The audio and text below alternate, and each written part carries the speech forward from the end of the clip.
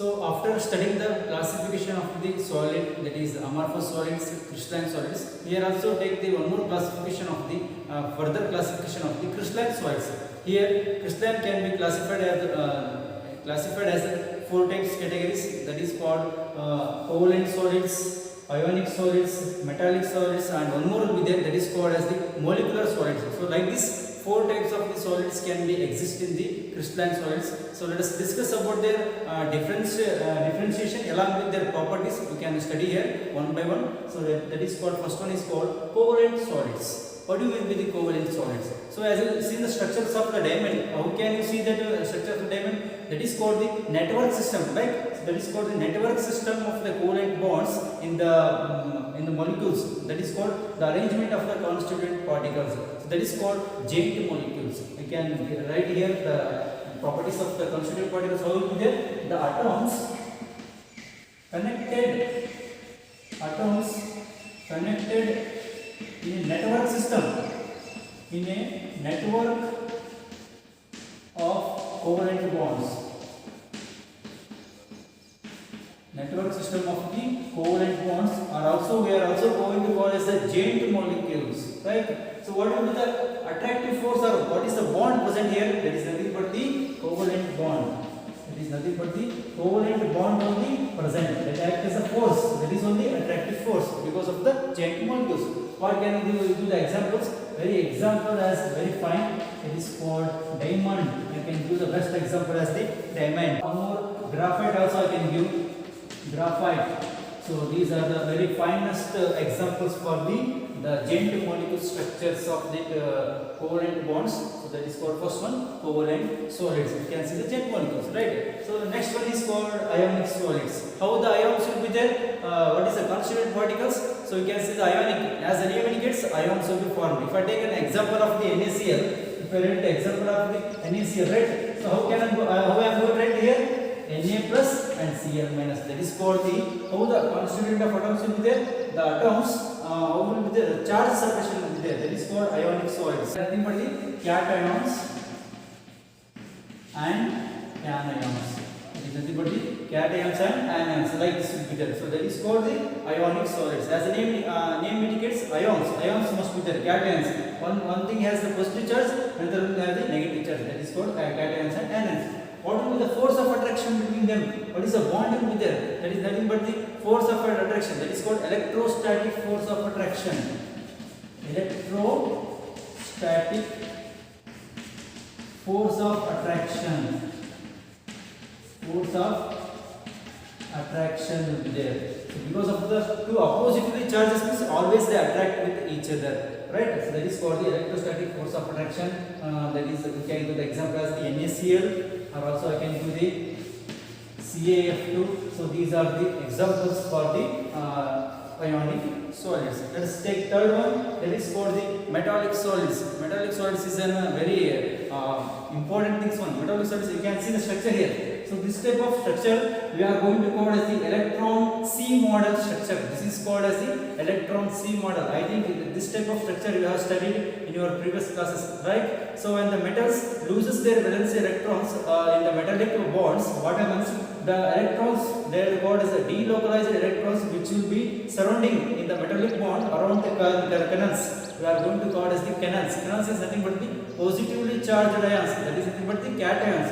So surrounding the cations, the delocalized electrons will be there. That is called the metallic bonds. That is called the electron C model.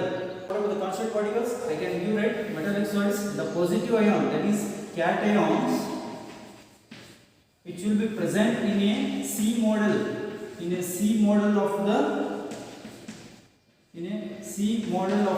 delocalizing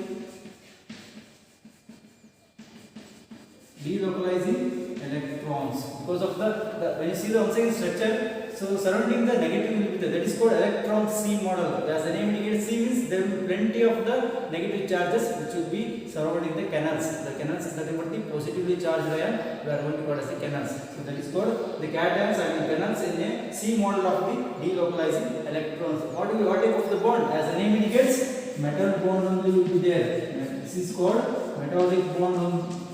should be present here. So what can I do the examples for this one? I can do the best example for the sodium metal. I can do the zinc metal, right? So these are the best example because you know that sodium consists of the 11 electrons, right? So after loses one electron, it forms the Na plus, right? The positive ions will be formed. What about one extra electron? That electron, this is called cation. This we are going to call as the canals. So this is because of the positive charge. So surrounding this one, the electrons will be moving in the metallic bond. So that type of classification of the crystalline solids we are going to call as the metallic solids. Let us see the fourth one, classification of the crystalline solids. That is the last one. That is called molecular solids. So here once again molecular solids can be further classified into non-polar molecular solids or polar molecular solids and hydrogen bonding molecular solids. So let us take the constituent particles, how will be there. So the best example for the non-polar molecules is that is called some noble gas elements and also some more non-polar molecules. That is called constituent particles comes under the noble, some noble atoms are also some non-polar molecules.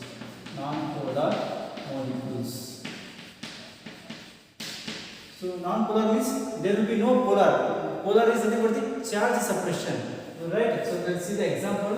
That is called hydrogen gas. How I am going to write this hydrogen? I am going to write it as this hydrogen like this. So this is a bond, right? So this bond is called the weak bond. This dispersion bond. You can also call it as a London force or dispersion force because of the. So you know the hydrogen electron consists of this is one electron and this one electron. To become this stable, what happens? They are going to mutual sharing pair of electrons between this hydrogen. Here the electronegativity parameter will be does not comes here because the electronegativity will be same because of this elements. So here the mutual sharing of the electrons will take place. So that is called also covalent bond. And here the force will be, how will be their force? The force will be London or dispersion force. Dispersion forces will be there. So this is the example for the hydrogen gas, and also I can use some argon.